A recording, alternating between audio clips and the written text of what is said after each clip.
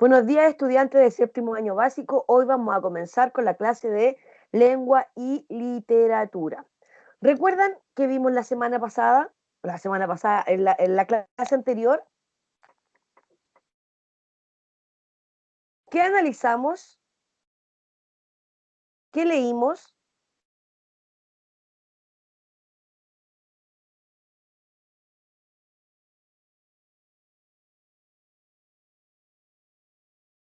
¿Qué leímos en la clase pasada? El mito de Quetzalcóatl. ¿Se acuerdan? El dios de la serpiente emplumada, que era un dios, ¿cierto?, de la cultura azteca, que le pasa, ¿cierto?, que su hermano, por venganza, porque donde veía que toda la gente quería, ¿cierto?, a su hermano, le da de beber un licor, el cual hace que Quetzalcóatl se embriague, ¿cierto?, y tenga relaciones con las diosas, con las sacerdotisas, que en ese momento existían dentro de la ciudad. Al saber lo que había hecho, se siente muy avergonzado y se va del pueblo. Pero es cierto que Quetzalcóatl era un dios que era muy generoso con toda su gente, le había ayudado a trabajar las piedras, a trabajar la orfebrería, ¿cierto?, a la agricultura, en algún momento cuando había épocas de sequía y había hambre, ¿cierto?, se disfraza de hormiga, bueno, hizo muchas cosas dentro de su ciudad. También vimos el mito de Burainaima, ¿cierto? También lo leímos, y lo que nos toca o lo que nos corresponde ver el día de hoy es el mito y la vida. Y el objetivo de la clase es relacionar un mito con la vida actual. No estoy compartiendo. Les comparto inmediatamente. Y ahora sí. ¿Ven la pantalla?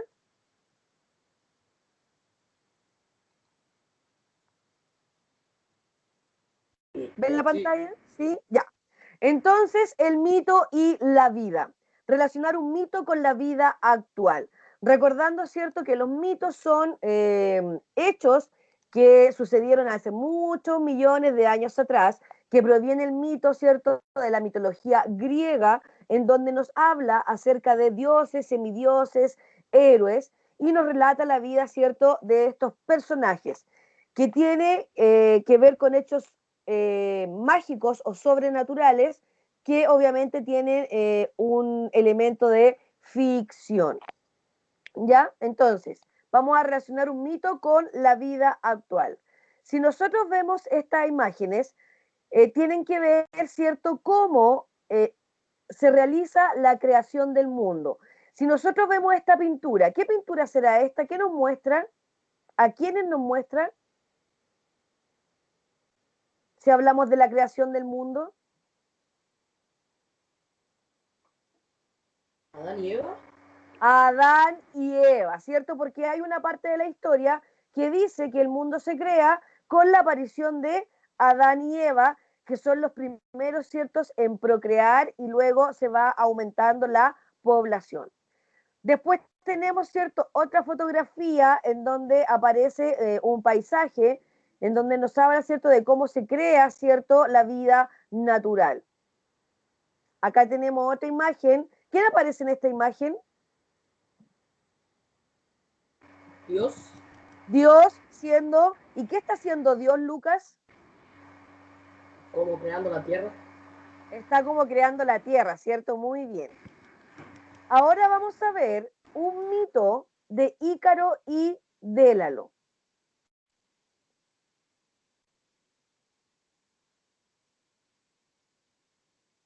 El mito de Ícaro y Dédalo.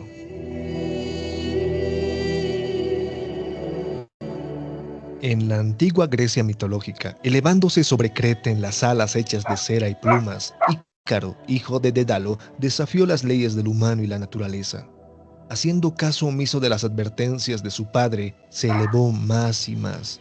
Para los testigos sobre el terreno parecía un dios, y mientras él miraba hacia abajo desde arriba, se sentía como uno también. Pero en la antigua Grecia mitológica, la línea que separa a Dios del humano era absoluta, y el castigo para los mortales que intentaban cruzarlo era grave. Tal fue el caso de Ícaro y Dédalo. Años antes, Ícaro nació. Su padre Dédalo era muy bien considerado como un genio inventor, artesano y escultor en su tierra natal de Atenas. Él inventó la carpintería y todas las herramientas utilizadas para ello. Él diseñó la primera casa de baños y la primera pista de baile. Hizo esculturas tan realistas que Hércules las confundió con hombres reales. Aunque calificado y célebre, Dédalo era egoísta y celoso. Preocupado de que su sobrino era un artesano más hábil, Dédalo lo asesinó. Como castigo, Dédalo fue expulsado de Atenas y se dirigió a Creta. Precedido por su reputación, Dédalo fue recibido con los brazos abiertos por el rey Minos de Creta. Allí, en calidad de asesor técnico del palacio, Dédalo continuó empujando los límites. Para los hijos del rey hizo juguetes animados mecánicamente que parecían vivos. Inventó la vela y el mástil de los barcos, lo que dio a los humanos el control sobre el viento. Con cada creación, Dédalo desafiaba las limitaciones humanas que tenían hasta entonces separados a los mortales de los dioses, hasta que finalmente él las rompió. La esposa del rey Minos, Pasífae, había sido maldecida por el dios Poseidón a caer enamorada del preciado toro del rey. En virtud de este hechizo, le pidió a Dédalo que la ayudara a seducirlo. Con su característica audacia, accedió. Dédalo construyó una vaca hueca de madera tan realista que engañó al toro. Con Pasífae escondida dentro de la creación de Dédalo, ella concibió y dio a luz a un minotauro mitad humano, mitad toro. Esto, por supuesto, enfureció al rey, quien culpó a Dédalo por permitir una perversión tan horrible de la ley natural. Como castigo, Dédalo se vio obligado a construir un laberinto ineludible bajo el palacio para el Minotauro. Cuando se terminó, a continuación, Minos encarceló a Dédalo y a su único hijo, Ícaro, dentro de la parte superior de la torre más alta de la isla donde iban a permanecer el resto de sus vidas. Pero Dédalo era todavía un genio inventor. Mientras observaba las aves que rodeaban su prisión, los medios para escapar se hicieron evidentes. Él e Ícaro volarían lejos de su prisión, ya que solo las aves o los dioses podían hacerlo. Usando las plumas de los grupos que se posaban en la torre y la cera de las velas, Dédalo construyó 2 pares de alas gigantes. Al atar las alas a su hijo Ícaro, le hizo una advertencia. Volar demasiado cerca del océano podría empapar las alas y hacerlas demasiado pesadas para su uso. Volar demasiado cerca del sol haría que el calor derritiera la cera y las alas se desintegraran. En cualquier caso, seguramente morirían. Por lo tanto, la clave para su fuga sería mantenerse en el medio. Con las instrucciones claras, ambos saltaron de la torre. Fueron los primeros mortales que volaron.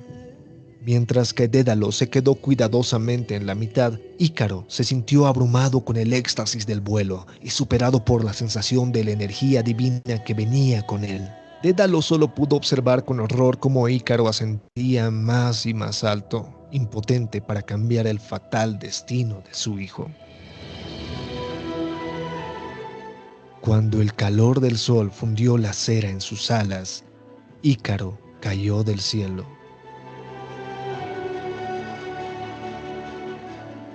Así como Dédalo había ignorado muchas veces las consecuencias de desafiar las leyes naturales de los humanos mortales al servicio de su ego, Ícaro también se dejó llevar por su propia arrogancia. Al final, ambos hombres pagaron muy caro salirse de la senda de la moderación. Ícaro con su vida y Dédalo con su pesar. El mito de Ícaro y Dédalo es una de las historias más tristes de la mitología griega, pero también es una de las más reflexivas. Espero y hayas aprendido de el mito. ¿Qué les pareció? ¿Qué les pareció el mito de Ícaro y Dédalo? ¿Alguna vez lo habían escuchado? ¿Lo habían leído? No, jamás lo había leído, pero había escuchado un nombre Ícaro. Lo había escuchado. ¿Y qué le pareció el mito? Algo raro porque tenía como una parte allá, otra parte acá, como que era medio enredado. Ya, pero ¿cómo, en qué parte enredado, Lucas? Porque en un minuto muestra como la parte del Minotauro y luego ¿Ya? muestra y se van escapando de la cárcel. Entonces son como Ah, sí, dos. porque el Minotauro fue el hijo fruto del amor de la esposa del rey Minos, ¿cierto? Con el toro. Entonces, ese Minotauro, que era mitad humano y mitad toro, ¿cierto? El rey Minos decidió que lo iban a encerrar dentro de un laberinto para que nadie más se enterara ni lo viera. Y cuando sucede eso, el rey Minos destierra, ¿cierto?, a Dédalo de su isla de Creta y lo envía, ¿cierto?, a una torre muy alta en donde se suponía que iba a vivir sus últimos días. Por eso aparece la imagen del Minotauro con el laberinto, para que uno supiera qué había pasado con eso. Y acuérdense que nosotros leímos y vimos también la casa de Asterión, que se trataba del Minotauro que estaba en ese laberinto. Y también vimos y leímos el mito de quién, de Teseo y el Minotauro. Y vimos, siento también a grandes rasgos, el mito de los reyes, que los tres tienen varias similitudes, a lo cual nosotros llamamos la textualidad, en donde a través de los diálogos, los personajes, ¿cierto? Hay una similitud, una semejanza entre varios textos literarios. ¿Ya? Ahora vamos a ver otro mito llamado el Popol Vuh. Observen bien porque después a raíz de esto van a tener que hacer su actividad.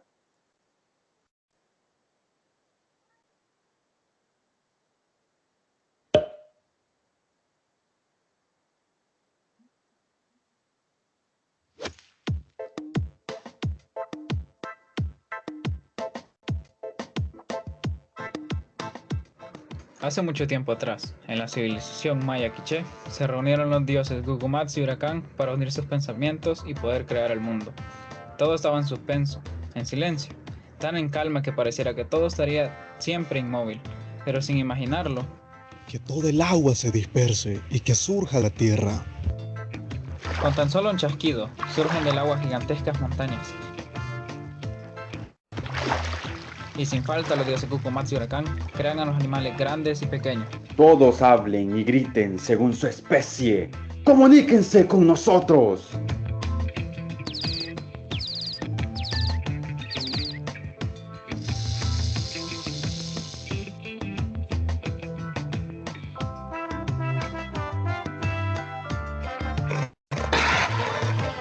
Sin embargo, los dioses no podían entenderles y decidieron castigarlos.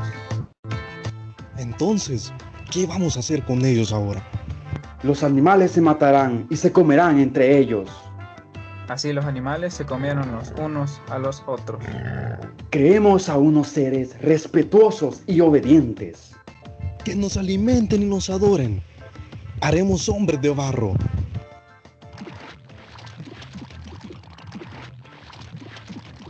Y así fue. Pero vieron que estos hombres no estaban bien y se deshicieron de ellos. Los dioses conversaron entre ellos y decidieron crear hombres de madera. Y así fue. Crearon a los hombres de madera, quienes aprendieron a hablar, lograron poblar la tierra, pero no tenían alma ni entendimiento. No sabían quién los creó, así que los convirtieron en monos.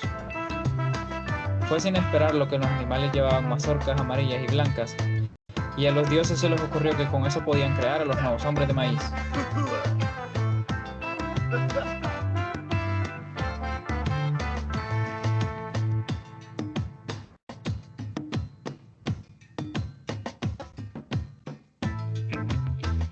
Eran hombres buenos, hermosos, muy inteligentes, veían y entendían todo, pero a los dioses esto no les pareció bien, así que nublaron la vista para que únicamente vieran todo aquello que estaba cerca. Al verlos tan solos, los dioses decidieron crear a las mujeres para que les acompañaran.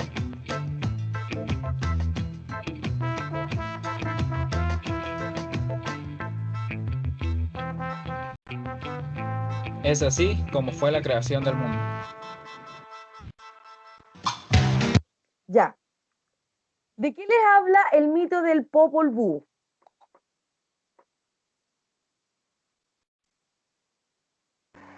La creación del hombre.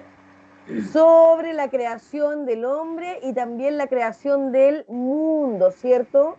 En donde comienzan estos dioses a crear a los animales, ¿cierto? Y después finalmente crean a los hombres, después de haber probado varias técnicas. Muy bien, Lucas. Parece que el único que está en la clase es Lucas. Ya. Tía Tamara, está la tía Tamara en la clase con nosotros. La tía Tamara nos va a mostrar un PowerPoint que tiene que ver con la actividad que tienen que hacer ustedes hoy día en lenguaje.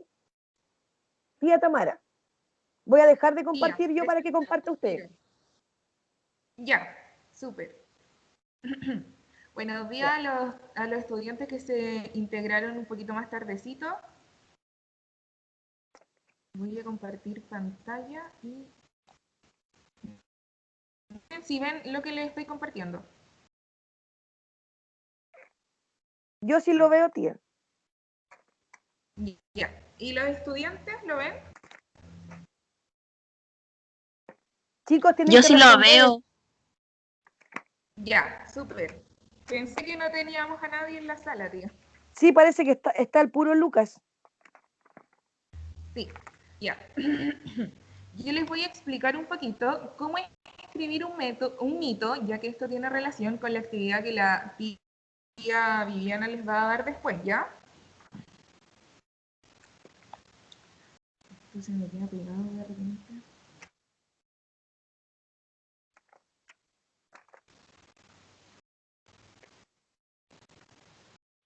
Ya. Primera parte, antes de comenzar a escribir un mito. Ustedes tienen que hacer una lluvia de ideas. El primer paso es decidir lo que explicará tu mito. En este caso, muchos mitos explican la razón por la que sucedió un evento, cómo fue algo que se creó por primera vez, o por qué la gente debe actuar de cierta manera, y se pudieron dar cuenta en los videos que les presentó la profesora. El segundo paso es, piensa en incluir una enseñanza. En este caso, algunos mitos explican por qué la gente debe o no comportarse de una cierta manera. ¿Ya? Esta enseñanza podría ser directa o con una moraleja final. El tercer paso es transforma tu idea en algo fantástico. Aquí el mito puede ser serio, puede ser ingenioso, chistoso o tonto, por decirlo, ¿ya? Donde se debe incluir algo que no suceda en el mundo real. El cuarto dice, crea un héroe. En este caso, el héroe de la historia es generalmente alguien impresionante, como lo pudieron ver y se dieron cuenta en los videos que presentó anteriormente la profesora. El paso 5 dice, agrégale defectos a tu héroe. No todos los héroes son perfectos, ¿ya? Todos tienen algo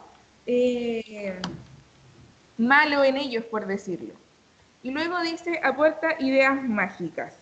En este caso pueden ser dioses, brujas, monstruos, ¿ya? Todas estas cosas hacen que un mito sea entretenido. Y la parte 2 es comenzar a escribir el mito, ¿ya? En esta parte, el primer paso, escríbelo en un lenguaje sencillo y directo. Los mitos, como se dieron cuenta, cuentan historias que de forma directa, como si estuvieran relatando hechos reales, ¿ya? Y el segundo paso dice, escribe en un estilo mitológico, que de esa forma será más fácil hacer que los mitos sean reales, ¿ya?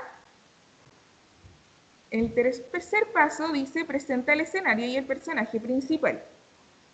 Aquí generalmente las personas saben que están escuchando un mito, incluso antes de que hayan terminado las 2 primeras oraciones, ¿ya? Después dice, presenta el escenario y el personaje principal.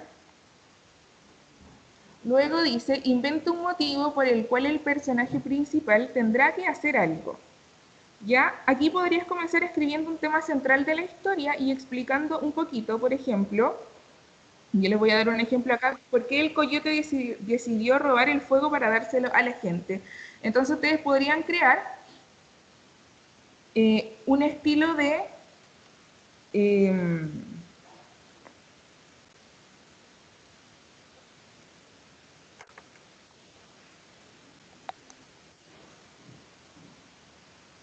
¿Aló? Sí, la escuchamos, tía. Ah, ya, me quedé pegada un poquito. Ya, el paso 5 dice continúa con la historia, ¿ya? Esta es la parte central del mito donde dependerá de ti y no existe ningún tipo de regla que debas seguir para la creación de él. En el paso 6 dice termina el mito y el paso 7 léelo en voz alta mientras lo corrijas. Esta parte, la parte 7, sirve para que ustedes se vuelvan a plantear sobre el mito que estaban escribiendo. Entonces lo pueden volver a leer y van corrigiendo algunas palabras que a ustedes no les parece que son concuerda con el mito. Y esa fue la explicación, profesora. Ya. Gracias, tía Tamara. Entonces, con todo lo que nosotros ya hemos visto, con todo lo que nosotros ya hemos leído, vamos a realizar una actividad. Y la actividad tiene que ver justamente con lo que explicó, ¿cierto?, la tía Tamara sobre el mito y la vida. Ustedes en esta clase, porque es temprano todavía, van a escribir un texto en el cual relacionen cualquier mito con algún evento de sus vidas o algo que haya sucedido en el país, o se lo vamos a agrandar, o en el mundo, ¿ya? Esa es la actividad que tiene que escribir hoy, la actividad que tiene que hacer ahora con todo lo que ya hemos visto durante las clases y con los pasos, ¿cierto?, que les explicó la tía Tamara para que ustedes puedan comenzar a escribir. ¿Hay alguna duda al respecto de la actividad que tienen que hacer ahora?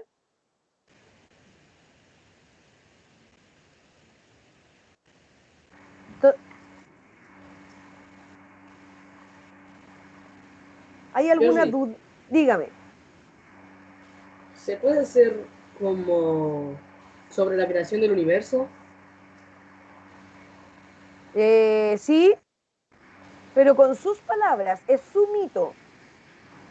Sí, ya, gracias. Ya, exacto, así como lo va a hacer en Lucas, que va a hacer algo, va a hacer un mito relacionado con la creación del universo. Eso es lo que tienen que hacer ustedes, llevar un mito a algo que haya sucedido en su vida o a algo que esté sucediendo en el mundo. Ahora, claro, en Lucas se fue muchos, muchos años más atrás, pero la idea o la gracia que tiene esta actividad, que Lucas en este caso va a escribir su propio mito con sus propias palabras, sus propias ideas, con sus propios hechos fantásticos de cómo se creó el mundo.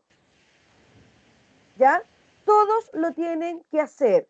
Son las 9:28. A las 9:35 voy a empezar a nombrar a cada uno de ustedes para que me vaya leyendo lo que ha hecho hasta este momento. ¿Ya? El mito o este texto tiene que ser al menos de una plana, de una página. ¿Entendido?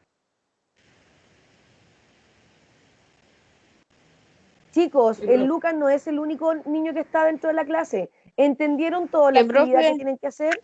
Profe, Dígame. tenemos que, tenemos que escribir del planeta. Tiene que escribir un mito y ese mito usted lo tiene que relacionar con algo que le ha sucedido a usted en su vida o con algo que haya sucedido en el mundo. Eso es lo que tiene que hacer. Usted tiene que inventar un mito, no buscarlo, usted inventarlo con sus palabras, con algo que a usted le haya pasado y agregarle ciertos hechos fantásticos, héroes, dioses, etc. No copiarlo, es inventarlo, crearlo.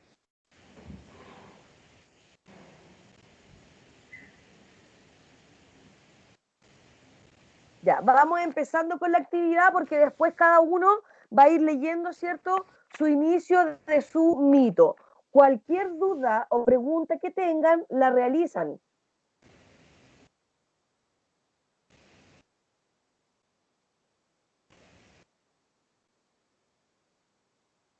Ay, mientras, me faltó mostrarle el del Quetzalcóatl. Ahí va.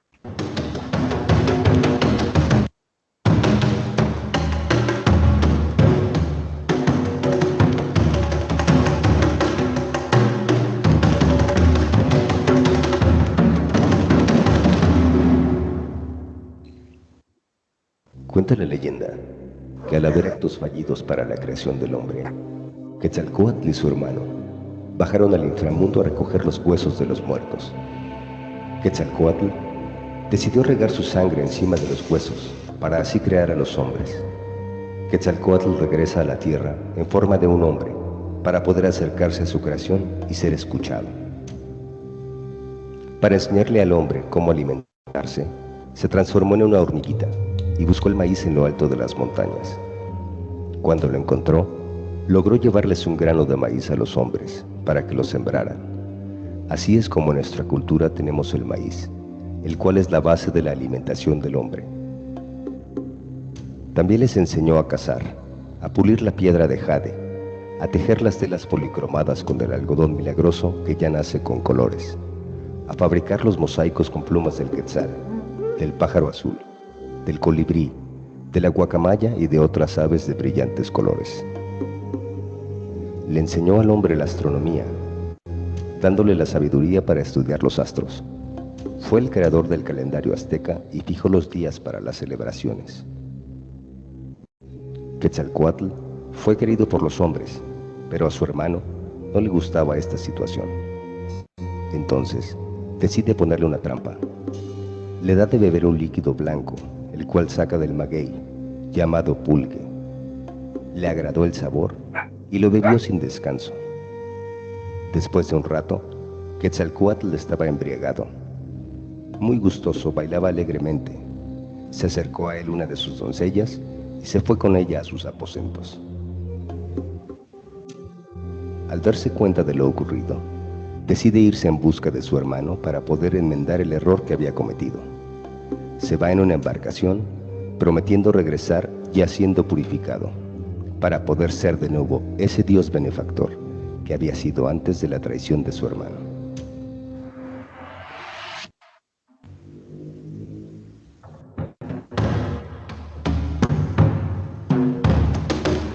Ya. Sigan trabajando.